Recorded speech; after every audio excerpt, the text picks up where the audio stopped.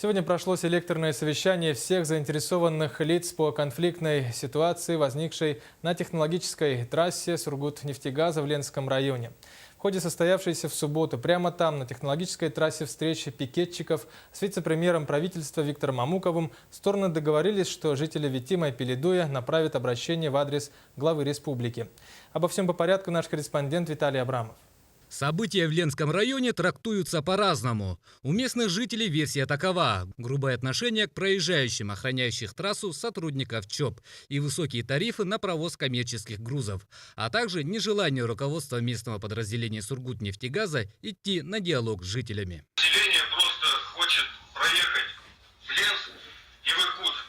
Им не нужны ваши объекты. Ваши объекты каждый индивидуально уже охраняется. Действительно, плата за проезд есть, но подчеркнем, только от автомобилей с коммерческим грузом. А для всех остальных граждан, проживающих в районе, пропуск бесплатен. Это же правило распространяется на оперативные и социально значимые службы. И на это у нефтяников есть все права, так как трасса находится в собственности компании. Мы это обязаны делать по закону. Если мы этого делать не будем, мы нарушим закон. Тем не менее, наша компания сейчас очень активно рассматривает варианты улучшения организации работы контрольно-пропускных пунктов.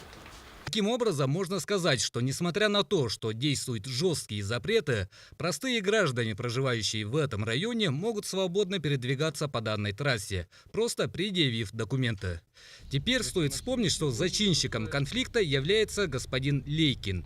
Валерий Александрович занимается предпринимательской деятельностью, то есть с его грузов взимается плата. И это для него, естественно, невыгодно, как и для остальных предпринимателей района.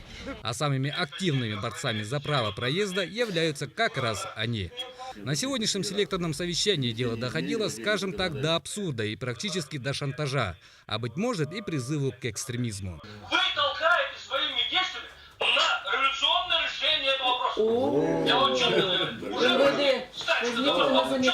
17-й год, что ли, хотите? Но тем не менее республиканские власти делают все возможное, чтобы примирить конфликтующие стороны. Дошло до того, что глава региона направил обращение в Сургут-Нефтегаз с предложением оптимизировать количество постов и шлагбаумов на технологической трассе, а также снизить тарифы для предпринимателей. Во вторник мы выезжаем в поселок Витим, мы соберемся там около КПП и начнем полностью работать до месторождения Талакан. Мы проедем, просмотрим, потом встретимся с населением поселка Витим. 31 числа стороны должны встретиться и прийти к какому-то консенсусу. Виталий Абрамов, Василий Слепцов, НВК Саха, Якутск.